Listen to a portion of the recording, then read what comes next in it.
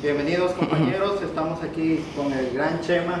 Nos ha regalado unos minutos para poder hacer algunas preguntas sobre lo que es su experiencia en Ecuador y lo que es la seguridad informática. Gracias Chema por este momento. Por favor, no sé qué nos cuentas de tu visita a Ecuador. Bueno, lo primero de todo, has visto que no soy tan grande, que me valía la talla ahí, o sea, no soy tan grande. Llevo una semana aquí en Ecuador, no es la primera vez que vengo, Sí. he estado aquí otras veces, hace 6 años estuve. La verdad que cuando llegué aquí le decía a gente, digo, yo creo que tengo otro recuerdo porque yo no pensaba que había estado en Quito, pero esto no se parece en nada. Y dice, no, es que ha cambiado mucho el país, la verdad es que el país ha cambiado un montón. Y es la primera vez que estoy en Guayaquil, no he venido antes a Guayaquil, así que nada, llevo una semana visitando empresas, dando conferencias, haciendo entrevistas y tal, y la experiencia ha sido muy buena, muy positiva. En el mundo de la empresa me he topado con diferentes variedades, ¿no? Me he encontrado con empresas bastante maduras en el área de seguridad, que estaban preocupadas pues por la visibilidad de lo que sucede en su red, la visibilidad de lo que sucede en internet y afecta a su empresa, la visibilidad de lo que hacen sus empleados para poder detectar un poco de información, como lo que hemos visto en los Panama Papers o cualquier otro insider. Y luego otras empresas que tenían un nivel de madurez más inferior, donde tenían pues, problemas de, para nosotros ya deberían estar resueltos, de copia de seguridad o gestión de actualizaciones o antivirus, ¿no? Que son cosas más sencillas. Y aquí hay, ahora, ¿qué te parece también? Ahora el gobierno está dando un gran impulso a lo que es el desarrollo y la innovación.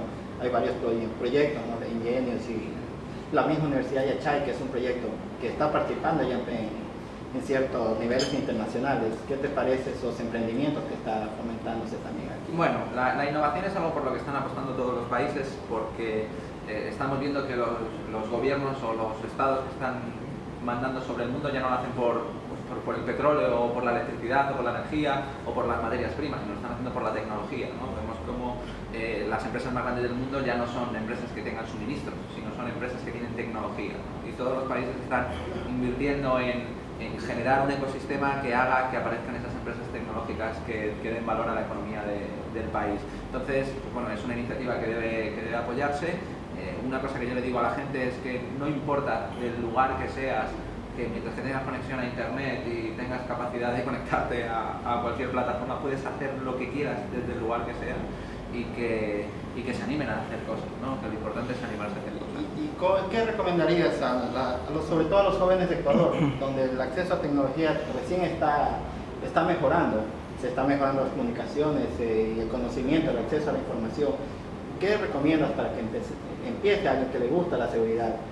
Aparte de visitar, por supuesto, tu blog, lo que es el ENFAT, ¿qué más recomiendas? Bueno, yo a la gente le recomiendo que le ponga pasión, ¿no? La seguridad informática, así como la informática en general, no es una disciplina que vayas a aprender en 1 año, o 2 años, o 3 años, ¿no? Es algo que te lleva toda una vida. Yo empecé con 12 años a programar y entonces no había ni internet ni nada parecido. Yo empecé con los ordenadores de 8 bits, con un Amstrad, que era un ordenador alemán, que me permitía programar en BASIC y me ayudó a seguir estudiando. Pero desde ese día, desde los 12 años que empecé a programar con los ordenadores, no he dejado de estar conectado a mi ordenador, a mi computadora, ni un solo día, ¿no? Siempre leyendo y trabajando. Y aún así, cuando yo me siento con compañeros de Hilo de Paz o con otros hackers, estoy hablando con ellos y digo, pues que no tengo ni puta idea de nada, ¿no? Es que hay mucho por aprender, es por saber, ¿no? Entonces yo le recomiendo a la gente que sea constante, que sea trabajadora. El único sitio donde viene el éxito antes que el trabajo es en el diccionario. En todo el resto de tu vida primero vas a tener que trabajar mucho, que sea constante, que cuando no encuentre la respuesta a algo, que siga insistiendo, que investigue, que no sea vago. A mí hay gente que me llega y me pregunta, oye, tengo este problema, resuélvelo. Ah, tío, búscalo, trabaja, aprende, hazlo, ¿no? Hazte un curso que te ayude al principio y te abra un abanico de posibilidades, pero luego, si quieres destacar, tienes que poner de tu parte. La informática es tan buena y tan cruel como que si eres bueno te va a premiar mucho y si eres mediocre va a ser una ruina en tu vida porque va a ser muy doloroso, ¿no? Entonces lo mejor es que te focalices, que seas constante y que te pongas empeño, ¿no? Y una pregunta también, te has vuelto más mediático aquí en Ecuador, eres mucho más conocido, la gente sí, te reconoce más, supongo, que la primera vez que viniste. Bueno, sí, claro, han pasado 6 años y yo de mucha guerra. Una pregunta, Chema, ¿por qué tomaste el nombre de Informática Santiago? Bueno, Pues mira, lo de Informática 64 viene, yo monté Informática 64 con mi amigo del barrio de toda la vida de Móstoles, y los dos habíamos empezado con el Amstrad de 64K y decidimos llamarle Informática 64 por eso, no tiene más misterio que el Amstrad de 64K, y luego es verdad que yo tenía 24 años y él 26, así que nos pareció una cosa chula recordar que cuando montamos la empresa tenía el 6 y el 4, pero no hay más misterio. Chema, una pregunta.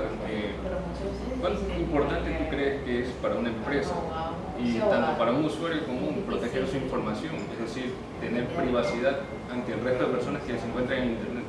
Bueno, en el caso de las empresas, cuando estás siendo el que custodia los datos personales de tus clientes, es muy importante. Yo les suelo decir a las empresas que no hay una segunda vez, no hay una segunda oportunidad para proteger los datos de tus clientes, porque una vez que los datos de tus clientes quedan expuestos en Internet, ya fue. O sea, ya no hay forma de protegerlo. Pensad en el caso de Ashley Madison, que ha publicado toda la información personal de todos los clientes y todos los servicios que consumieron, y ya no hay forma de borrar eso. Lo único que pueden decir los CEOs de las empresas es: lo siento.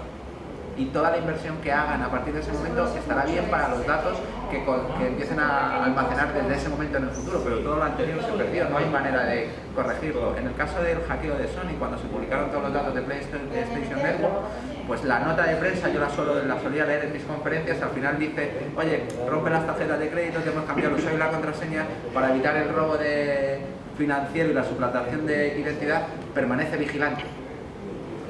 Porque es lo único que pueden hacer, ¿no? Ya no pueden hacer nada más, ¿no? ¿Y qué opinas también de cómo cada vez los gobiernos vigilan más nuestros datos, nuestras comunicaciones, la metadata que está implicada en aquello, y prácticamente tienen un mayor control sobre nuestras actividades? ¿Hasta dónde crees que es permisible? ¿Cuáles son los límites que crees que se deben respetar? Bueno, los límites son interesantes esa pregunta. Normalmente la gente suele estar focalizado con los gobiernos. Te pongo el ejemplo de lo que pasó en Ucrania hace 2 años. En las manifestaciones a la gente al otro día le llegó un mensaje diciendo: usted quedó registrado en que estuvo en tal manifestación. Sí. Y solo porque una metadata salía de que ese celular estuvo en ese sector. Sí. Entonces, la persona del gobierno te llega a controlar hasta de esa manera. Bueno, los gobiernos al final están sujetos con una ley que elige los ciudadanos, ¿no? Y mientras estemos en un gobierno democrático, si un presidente o un gobierno en concreto pone una ley que no le gusta al pueblo, el pueblo tiene la capacidad de las siguientes elecciones votar a otro partido que cambie la ley, ¿no? Eso es así funciona la democracia. Entonces, cuando llega un gobierno y te pone una ley que no te gusta, lo que tiene que hacer el pueblo es votar al partido que defienda la otra ley. Pero tenemos la capacidad de votar y elegir, ¿no? Yo estoy en España, y en España hay muchas leyes que ha puesto un gobierno y ha llegado otro gobierno y las ha quitado. Supongo que aquí en Ecuador habrá pasado lo mismo cuando sucede con estas legislaciones. Sin embargo, a mí me gusta creer que los que estamos en democracia, los ciudadanos, seremos capaces de elegir a gobernantes que representen realmente nuestras ideas y que al final defiendan nuestras ideas, y que pongan una ley que pueda ser ejecutada por la justicia y que sea honestamente independiente, por gente que se encargue de aplicar la ley que nosotros votamos. Por otro lado están las empresas. Las empresas no las elige el pueblo, nadie vota democráticamente a nada. Tú no votas a Apple, tú no votas al CEO, lo vota un consejo de administración que no conoces, porque tú no conoces el consejo de administración. Conoces a Tim Cook, que es un tío simpático, afable, que da bien en cámara y habla bien a los medios de comunicación, pero no conoces al consejo de administración ni a los accionistas que tienen las grandes fortunas de Apple. Y por supuesto ellos no creo que deban de ser los garantes de nuestros derechos. Yo creo que los garantes de nuestros derechos deben ser los cargos que nosotros elejamos democráticamente. Esos son los que deberían proteger nuestros derechos. Derecho a la intimidad, derecho a huelga, derecho a libertad de expresión, derecho a libertad de culto, derecho a la vida, derecho a la infancia, derecho a la educación, derecho a la cultura. Hay un montón de derechos en esta vida, más allá que el mensaje de que el iPhone de un terrorista se le haga un análisis forense o no, ¿vale? Y luego hay otra cosa que tendemos a confundir, y es que en Estados Unidos ellos tienen su ley, donde ellos pueden llevar armas por la calle, donde hay pena de muerte, donde existe Guantánamo, donde tienen la primera, la segunda, la tercera, la cuarta enmienda y donde tienen sus cosas, ¿vale? Pero yo soy un ciudadano español que tiene una constitución española con una serie de derechos y una legislación, donde estoy dentro de Europa, donde tengo una serie de derechos en la Carta Fundamental de Derechos de los Europeos, y donde además estamos en la ONU, en un país donde no hay ninguna sospecha de que estemos incumpliendo los derechos humanos, ¿no? Entonces, yo lo que le diría en este caso de la controversia de de si había que darle la puerta trasera del iPhone al FBI, que mi opinión es que no hay que darle una puerta trasera al FBI, pero que Apple debería haber colaborado para hacer el análisis forense de ese terrorista, porque lo podría haber hecho sin haber montado ningún espectáculo mediático como ha montado. Pues mi opinión es que si yo voy a Estados Unidos y me juego la pena de muerte porque tengo que cumplir su ley, pues que si una empresa viene a mi país, debe cumplir la ley de mi país. Y si un juez le dice que le ayude a desbloquear el iPhone de un terrorista, lo tiene que desbloquear. Es mi opinión. Pero se crea la... ¿A qué? No sé, se crea ya la... ¿Cuál es la palabra? Ya, el precedente, exacto, ya se puede bloquear entonces, porque por ejemplo el que prefirió cerrar su servicio de correo antes de que entregar los datos, por ejemplo, fue la otra cara de la moneda, una cara de la moneda igual. Él dijo, mejor cierro el servicio de correo seguro y no doy nada. Lo que sea, lo que él decida hacer, ¿no? Pero en mi país hay una ley y claro que se crea un precedente, es que todos los días, absolutamente todos los días en Europa, o sea, en España, en Italia, en Inglaterra, en Alemania, en Francia, en Holanda, en Bélgica, en Suiza, en Estados Unidos, en Canadá, se hacen análisis forenses a dispositivos móviles y a nadie le importa. Claro. Aquí es quién tiene que ayudarme a hacer análisis forense, lo que tiene que hacer es Apple. Y si a alguien le cabe la menor duda de que Apple, con el certificado a raíz del codesigning, con el que se firma todo el software que corre en tu iOS, no tiene la capacidad de bloquear un teléfono, es que es muy novato. Porque claro que puede hacerlo, podría haber ayudado. Chema, ¿qué le recomiendas entonces a la juventud, más que nada en el Ecuador, para que empiece una carrera en cuanto a informática, sobre informática, desarrollo, redes?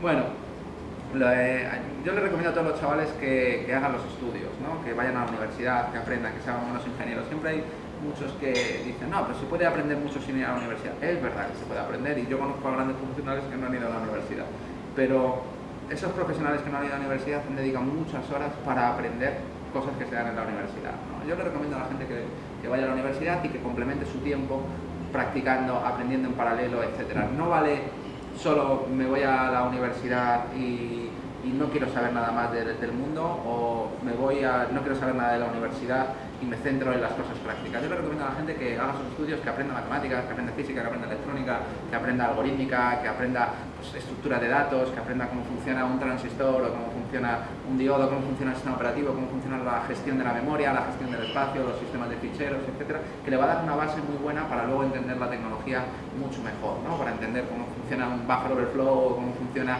una protección SLR y demás. Pues si sabes sistemas operativos de base, si has aprendido a programar, si sabes cómo funciona la gestión de la memoria en un lenguaje como C, etcétera, te va a venir muy bien. Cuanto más sepas de tecnología en general y de informática, mejor hacker vas a ser a la hora de investigar y mejor pentester a la hora de explotar fallos de seguridad, etcétera, ¿no? Entonces, yo al final lo que le recomiendo es que no deseche ninguna cosa para ningún estudio. Entonces, como primera recomendación, haz tus estudios, vete a la universidad, aprende. Como segunda, haz proyectos, ponte retos y hazlos. Empieza y acaba los proyectos. Busca un equipo de gente que tenga tus mismas aficiones y haz cosas, ¿no? Yo hacía un montón de cosas con Rodolfo, ¿no? Siempre estábamos pensando, vamos a hacer esto, vamos a hacer lo otro. Que aprendan a programar lo antes posible, ¿no? Yo les recomendaría que aprendieran a programar. Estábamos hablando antes, bueno, pues un lenguaje para la gente que nos gusta seguridad muy fácil de empezar y muy resultón es Python. Python te ayuda rápidamente a hacer tus cosas. Y luego, por supuesto, si vas a querer hacer tecnología de verdad, etcétera, pues lenguajes como Java o C#, que te van a permitir desarrollar proyectos escalables, que funcionen en la cloud y que permitan dar soporte a las necesidades empresariales. Y luego que sean constantes, ¿no? Que esto no es me pongo hoy y al final del verano ya soy un experto, ¿no? Ni mucho menos, ¿no? Eso también es parte de la polémica, es ser todólogo o ser un especializo. Bueno, eso también. ¿Qué recomiendas en ese sentido? Yo en mi vida me he ido moviendo de diferentes palos, ¿no? Yo he estado mucho tiempo en redes, he estado mucho tiempo en base de datos. De hecho, yo entré en seguridad porque me dedicaba a hacer tuning de bases de datos Oracle. Entonces, cuando haces tuning de Oracle, pues las consultas SQL eran así. Cuando descubrí el SQL Injection, que con esto entraba, dije, yo puedo hacer muchas cosas, ¿no? Aquí, y por eso me metí en bases de datos. Al final, hay que saber de muchas cosas. No es sé mucho solo de esto. La especialización es muy buena, por supuesto, te va a ir bien, pero no te puedes especializar en yo pongo el ejemplo de la medicina, no te puedes especializar en hacer operaciones a corazón abierto si previamente no has estudiado medicina general y sabes cómo funciona el resto del cuerpo humano, ¿no? Pues eso es lo que sucede un poco en nuestra profesión. No te puedes especializar en me sé el Metasploit, me sé el Kali Linux, sé cómo hackear las Wi-Fi, no sé qué, si no sabes nada del resto, ¿no? Pues no sirve de nada. Y esto de las herramientas también hace que muchos otra vez cogen un tutorial, cogen el Kali Linux y sin saber en qué se está metiendo también ocasionan graves daños a veces a sus propias computadoras o a computadoras de terceros. También es. Las herramientas hay que aprender a manejarlas. Yo siempre lo decía, lo importante no es la herramienta es lo que usas cuando ya sabes qué es lo que vas a hacer. ¿Y de los libros que ustedes tienen, cuáles recomiendas para empezar? Bueno, por supuesto el de Pentesting con Foca que he escrito yo. Bueno, yo siempre recomiendo, el de Pentesting con Foca habla un poco del inicio del Pentesting, toca muchas áreas de Pentesting y no es solo manejar la herramienta, si os habéis visto el libro, lo habéis leído, lo que yo hago en ese libro es, bueno, esto es lo que quiero, lo que estoy buscando, esta es la técnica y en Foca se hace con este botón, pero primero me paro a explicar la técnica, el fallo que buscamos, etc. Es un buen libro para empezar, pero luego está el de Ethical Hacking de Pablo, que cuenta también la visión. Para aprender Python, el de Python para Pentesters que escribió Daniel, pues está muy bien, y luego pues, Metasploit o el de SQL Injection, que es SQL Injection sigue siendo la técnica más utilizada para vulnerar la seguridad de aplicaciones web. Si no sabes SQL Injection no puedes decir que trabajas en seguridad informática hoy en día, ¿no? Así que también es otro de los que recomiendo. Yo creo que esos son didácticos para empezar. Luego hay uno que me gusta mucho, que es el de máxima seguridad en Windows, que escribió Sergio de los Santos, que es genial porque va contando cómo funciona la arquitectura de seguridad de Windows, que la mayoría de las personas desconoce, y luego va haciendo fine-tuning de las características de Windows para dejar un Windows níquel, ¿no? Y al final con ese proceso vas aprendiendo mucho de tecnología de sistemas operativos, de herramientas de fortificación, etc. Es otro de los que a mí me gusta mucho. Chema, y si no hubiese sido hacker, ¿qué hubiese sido? Pues me lo he preguntado muchas veces, ¿no? De hecho, bueno, yo antes me dedicaba a bases de datos, ¿no? Me hubiera acabado con mi loco, ahí perdido con las bases de datos. No, pero si no hubiese sido informático, ¿qué hubiese sido? No. Antes de informático yo me iba con mi papá a pintar pisos, que era pintor de brocha gorda, o sea, si me hubiera También, acabado... si alguien desea pintar, Chema. Todavía se Wow, acuerda. no he pintado yo, he hecho pintor, barnizador aquí con la lija y tal, no sé, me lo he pensado muchas veces. De hecho, escribí un artículo en el que yo decía, hubo un momento que estuve a punto de irme con una ONG en la guerra de Yugoslavia o irme a África. Había una ONG que se llama Informáticos Sin Fronteras, pues me voy para allá. Hubo otras que estuve a punto, digo, pues entro en el servicio militar y tal, pero no me gustaban las armas, así que lo dejé. Así que, pero en todos esos casos yo me veía con un ordenador en las manos. Nunca me he visto sin un Podrías ordenador. haber terminado en un ejército cibernético también, de los que ya están creando todo el país. No me veo. Todos Yo, están si pudiera, teniendo ya su militar ahí. yo me veo retirándome en la universidad, ¿no? Porque me gusta estar con los chavales, me gusta la universidad, me gusta enseñar, y yo me veo en la universidad, retirándome. Pero si no, me hubiera encantado haber dibujado mejor y ser dibujante de cómics, es lo que realmente me gusta. Como el anime. Ay, dibujando, que bueno, por eso hago mi José Mari Cariño y mis cosas. Pues si no, de las nieves. Bueno, toma. Bueno, os voy a tener que dejar que me tengo que ir a dar una conferencia, ¿eh? Sí, vamos. Bueno, Muchas gracias. señores, un placer. Un placer conocerlo.